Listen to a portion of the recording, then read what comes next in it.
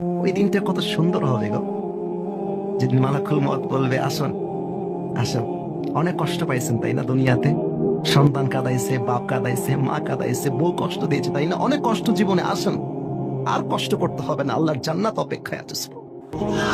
নামাজি বান্দার রুহুকে কবজ করবার জন্য আল্লাহ তাআলা জান্নাত থেকে একটা স্পেশাল লাল রেশমি রুমালের চাদর তার রুহুকে জান্নাত পর্যন্ত নেওয়ার জন্য আল্লাহ জান্নাত থেকে দুনিয়াতে হাদিয়া হিসেবে পাঠাই দিবেন। কাফাম মিন নাকসানিল জান্নাহ ওয়া হানুত মিন হানুতিল জান্নাহ। নামাজি বান্দার রুহুকে কবজ করবার জন্য মালাকুল মউত তার ডান হাতটা বাড়াই দিবেন। Look at my right hand. ডান হাত দেখেন, হালকা করে বাড়ান। রুহু যখন এমন করে বের করে নিয়ে আসবে, হাদিসে আসছে এটা পিঁপড়া কামড় দিলে যে পরিমাণ কষ্ট হয় তার চাইতে কম কষ্ট দিয়ে নামাজি বান্দার রুহুকে কবজ করা হয়।